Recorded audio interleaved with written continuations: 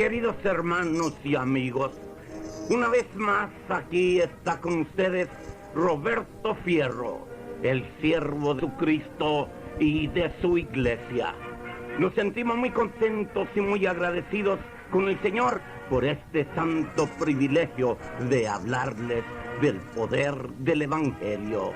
Dentro de breves instantes principimos este mensaje que esperamos traiga mucha bendición, fortaleza y salvación a muchas almas.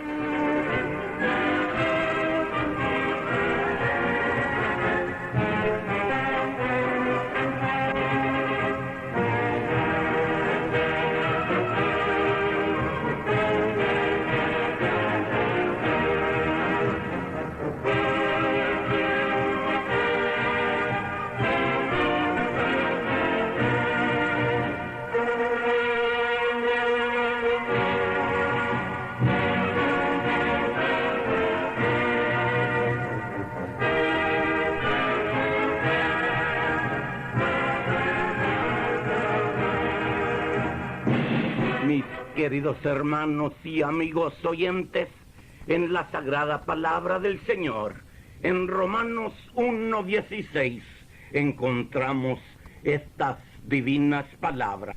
Porque no me avergüenzo del Evangelio, porque es potencia de Dios para salud a todo aquel que cree, al judío primeramente y también al griego. Infinidad de cosas son hoy predicadas como el Evangelio, pero son todas tan diferentes unas de otras que no todas pueden ser verdad. Tiene usted perfecta razón al preguntarse ¿cuál es el Evangelio? San Pablo dice, aun si nosotros o un ángel del cielo os predicase otro Evangelio del que os hemos anunciado, sea anatema. Como ya os dijimos, os lo repetimos, si alguno os anunciase otro Evangelio del que habéis recibido, sea anatema. He aquí un doble anatema pronunciado sobre aquel hombre o ángel que sustituyera lo espurio por lo real en el Evangelio. La más cercana definición para el Evangelio la encontramos en 1 Corintios 15, de los versos 1 al 8. Hela aquí. Además, os declaro, hermanos, el Evangelio que os he predicado, el cual también recibisteis, en el cual también perseveráis, por el cual, asimismo, si retenéis la palabra que os he predicado, sois salvos, si no creísteis en vano. Porque primeramente os he enseñado lo que asimismo recibí, que Cristo fue muerto por nuestros pecados conforme a las Escrituras, y que fue sepultado, y que resucitó al tercer día conforme a las Escrituras, y que apareció a Faz, y después a los 12. Después apareció a más de 500 hermanos juntos, de los cuales muchos aún viven y otros son muertos. Después apareció a Jacobo, después a todos los apóstoles, y el postrero de todos, como un abortivo, me apareció a mí. Damas y caballeros, ese es el Evangelio. Es la correcta declaración de que Jesucristo murió por mis pecados y 3 días después se levantó de la tumba. Es un relato de victoria. Es lo que nos hace cantar: Cristo la tumba venció y triunfante Él resucitó. Del sepulcro y muerte Cristo es vencedor. Vive para siempre nuestro Salvador. ¡Aleluya! Pero ¿cómo podré aplicar este Evangelio a los hombres que buscan acción eterna? ¿Qué he de decirles? ¿cómo he de predicarles el Evangelio? Un carcelero en Filipos preguntó, ¿qué he de hacer para ser salvo? La respuesta tuvo que esperarse. Cree en el Señor Jesucristo y serás salvo tú y tu casa.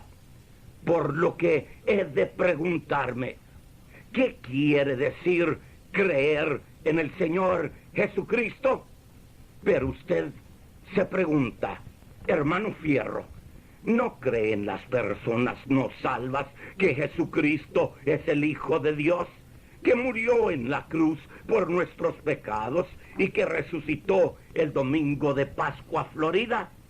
Ciertamente, yo lo creí. ¿Hay alguna diferencia entre creer antes de ser salvos y creer desde que somos salvos? Seguramente que la hay. Juan nos dice en qué consiste esta diferencia en el primer capítulo de su Evangelio. A lo suyo vino, y los suyos no le recibieron. Mas a todos los que le recibieron, dióles potestad de ser hechos hijos de Dios, a los que creen en su nombre, los cuales no son engendrados de sangre, ni de voluntad de carne, ni de voluntad de varón, mas de Dios.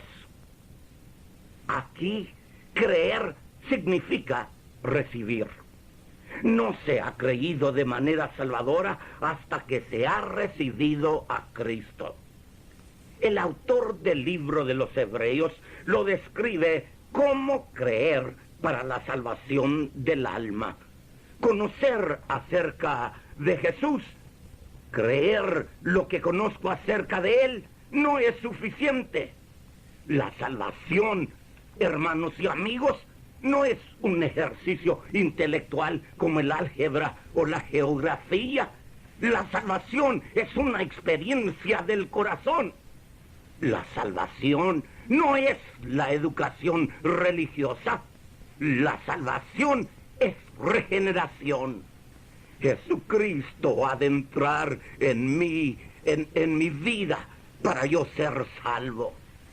He aquí, yo estoy a la puerta y llamo. Si alguno oyere mi voz y abriere la puerta, yo entraré a él y cenaré con él y él conmigo. Usted y yo, como agentes morales, poseídos de libre albedrío, tenemos la última palabra sobre si abrimos la puerta y recibimos a Jesucristo. Es esta actitud la que salva. En el momento en que recibo a Jesucristo y soy regenerado, no de sangre, ni de voluntad de carne, ni de voluntad de varón, mas de Dios. El Señor ratifica mi decisión, obrando una revolución personal en mi vida. No hay demonio que estorbe esa divina operación. Soy regenerado por la voluntad de Dios. Lo único que puede estorbar tal resultado es la oposición de mi propia voluntad. Dios no forzará sus favores sobre mí. Dios no se opondrá a mi voluntad. Pero una vez yo diga sí a Jesucristo, una vez diga, ven a mi corazón, oh Cristo, pues en él hay lugar para ti. Una vez afirme esa determinación en fe, nada podrá estorbar el poder de Dios en mi vida.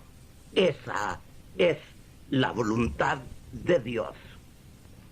El Evangelio es la historia, repetida una y otra vez acerca de un Cristo vivo.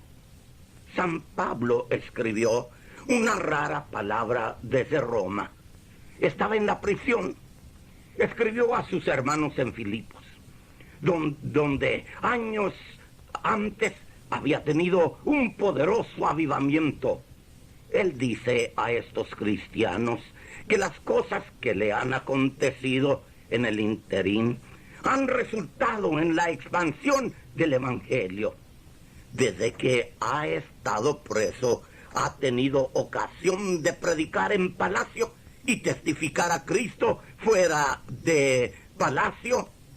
Y aún habían los que predicaban a Cristo por envidia y porfía, pensando añadir aflicción a sus cadenas. Eso es, hacerle más insoportable la prisión.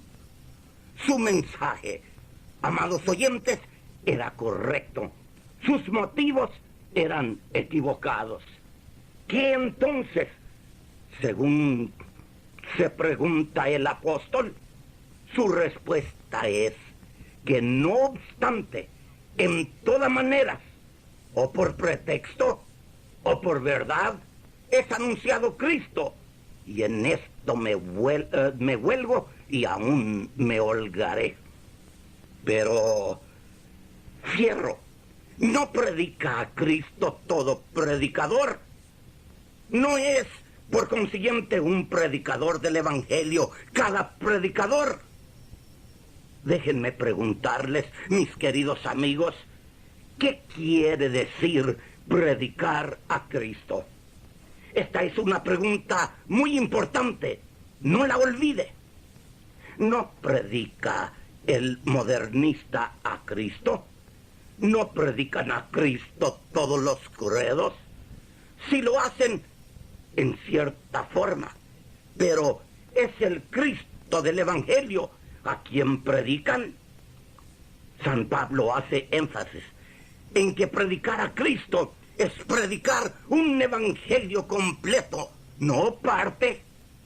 Hemos de predicar a Cristo de acuerdo con las Escrituras y no conforme a determinada filosofía. Es de acuerdo a las Escrituras en sentido absoluto. Una de las más populares canciones que unos cuantos años atrás en los Estados Unidos hacía la siguiente pregunta: ¿cómo lo sé? Y la respuesta, emanada de millones de belloneras en toda la nación, dice: la Biblia lo dice así. Pablo estaría en perfecto acuerdo. Él insiste en que la fe sea medida únicamente por las Escrituras. La Biblia debe ser la única autoridad. El único Cristo es el Cristo de la Biblia y no de la imaginación del hombre, versión humanizada. Solo el Cristo de la Biblia puede salvarle, mi querido amigo que me escucha. Fue esta insistencia sobre Cristo que hizo del apóstol un gran predicador, el más grande evangelista de todos los tiempos. Desde Atenas a Corinto, Pablo determinó de no saber nada entre los gentiles, sino de Cristo y este crucificado. Declara en un capítulo semejante que el Evangelio de la cruz es locura a los que se pierden, pero a los que se salvan es potencia de Dios. Pedro guardó convicciones parecidas. Él escribió que somos rescatados por la sangre de Cristo, como de un cordero sin mancha y sin contaminación. De modo que el predicador del Evangelio tiene que predicar a Cristo y este crucificado. Ha de predicar la cruz del Calvario. Ha de predicar la sangre expiatoria. La fe del pecador debe buscarse en la sangre derramada, la sangre preciosa de Jesucristo, el Hijo de Dios. Pero espere un poco, amigo. ¿Se puede predicar todo esto sin predicar el Evangelio? La gran antítesis del protestantismo predica abiertamente a Cristo. y ciertamente predica un Cristo crucificado. Predica la cruz, predica la sangre. Sin embargo, jamás predica el Evangelio. ¿Qué le hace falta? Señores y señoras, para predicar el Evangelio es necesario predicar el Evangelio de la gracia. Es menester predicar que la salvación es un don de Dios. Hemos de predicar que la salvación es por gracia de Dios, sin ninguna otra condición.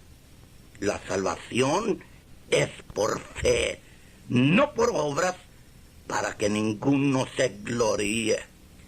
Las buenas obras son el resultado de la salvación, no por su causa, porque ¿cómo podrá el mal obrar el bien que le salve? La salvación no es una añadidura, no es Cristo, mas las oraciones de los santos, no es Cristo, mas un lugar intermedio de castigo, no es Cristo, mas la sentencia a la asistencia a determinada iglesia. No es Cristo, mas las obras de supererogación. No es Cristo, mas el bautismo infantil. No es Cristo, más la confirmación. No es Cristo, más el guardar días festivos. ¡Cuán a menudo oímos predicar un evangelio que es otro evangelio! La salvación es por Cristo y por Cristo solamente. La gracia de Dios hacia nosotros y nuestra fe en esa gracia. Pero Dios encareció su amor hacia nosotros, en que siendo aún pecadores, Cristo murió por nosotros. Señoras y señores, tened cuidado con la enseñanza que añade algo a la obra terminada de Cristo. Jesucristo salva a todos los que le reciben como Salvador, sin ninguna excepción. Dios no requiere de ningún otro hombre que venga en ninguna otra forma. Él es el mismo camino para el rico y el pobre, para el príncipe y para el mendigo, para el rey y su súbdito, tanto para el sabio como para el ignorante. Quien quiera venir, Él es el camino, no un camino entre muchos. Él es el Cordero de Dios que quita el pecado del mundo, no uno de muchos sacrificios. El cristianismo es de origen divino. Amigo, su salvación se originó en el cielo. Tiene marcas celestiales. Todo creyente renacido puede decir: porque no me avergüenzo del Evangelio de Cristo, porque es potencia de Dios para salvación a todo aquel que cree. ¿Cree usted? Ojalá que en este instante usted haga la decisión de aceptar a mi Cristo como su Salvador personal. Y la sangre de Jesucristo, el Hijo de Dios, le limpiará de todo pecado. Hermanos y amigos, ahora es el Cuarteto Emán desde Los Ángeles, California, quienes nos interpretan el precioso himno Suficiente es su gracia. Que Dios bendiga a este consagrado grupo. Cuántas veces soy tentado en la vida al caminar, muchos son los sufrimientos y hay problemas sin cesar, mas en Dios tengo confianza que mi alma guiará y vigor diariamente me dará. Suficiente es su gracia para mí,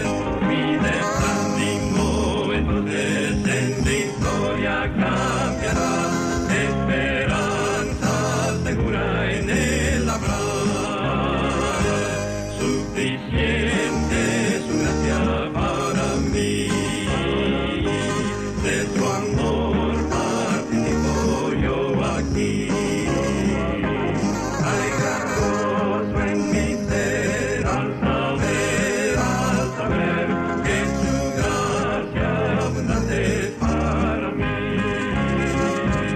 Suficiente su gracia para mí. De su amor participo yo aquí. Hay gran gozo en mi ser al saber que su gracia abundante es para mí.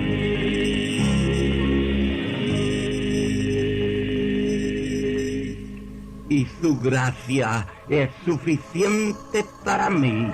Bendito sea Dios para siempre. Hermanos y amigos, ahora hablaremos una vez más con ese Dios, quien es tan grande y todopoderoso y está sumamente interesado en cada uno de nosotros. Amigo, entréguese a Cristo en este día. Él le ama y desea que usted herede el reino de los cielos.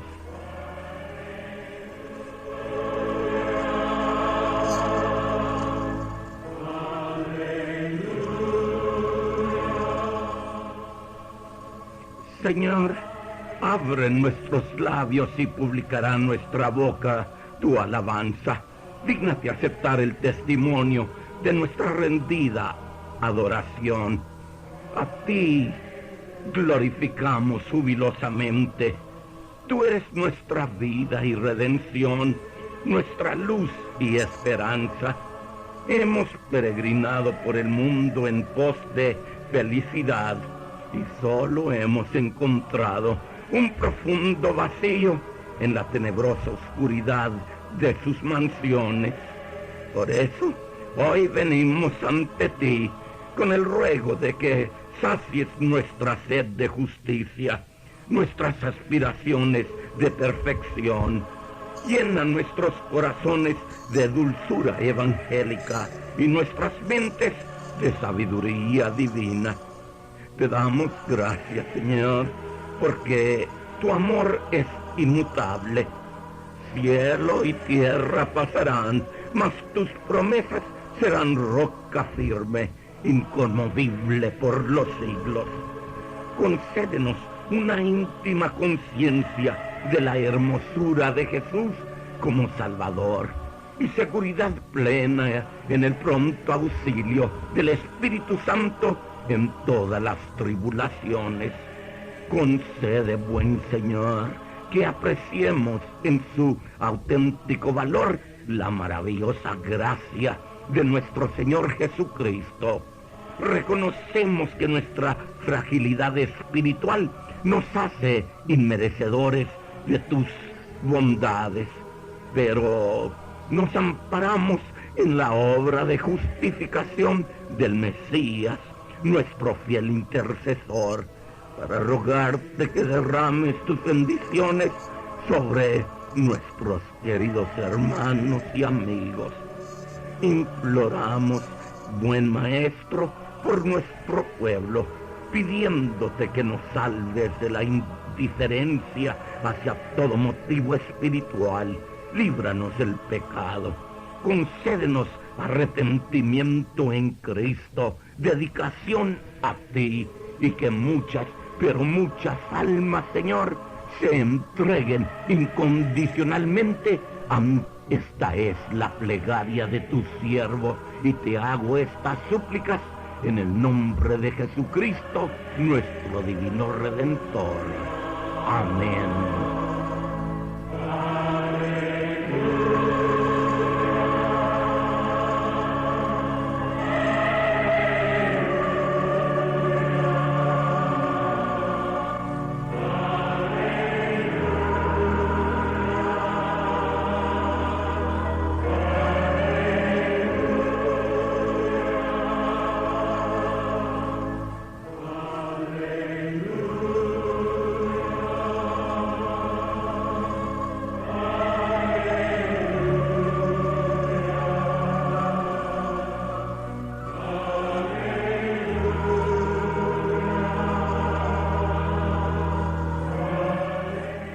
Amigo que me escucha, mi Cristo se compadece de nosotros cuando nos ve trabajados y cansados, cuando nos contempla con el ánimo caído, sin derrotero fijo, sin rumbo cierto en la vida, pero se compadece aún más cuando nos ve endurecidos en nuestra maldad, obstinados en nuestro pecar y rebeldes a su llamado.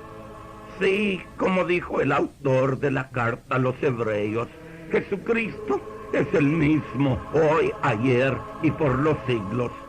Nosotros que necesitamos de su amor y de su compasión, podemos volvernos a Él en la seguridad de que a sus plantas obtendremos toda la ayuda que hemos menester. Confíe en Él, acéptelo en este instante y será sumamente feliz sirviéndole todos los días de su vida. Hágalo.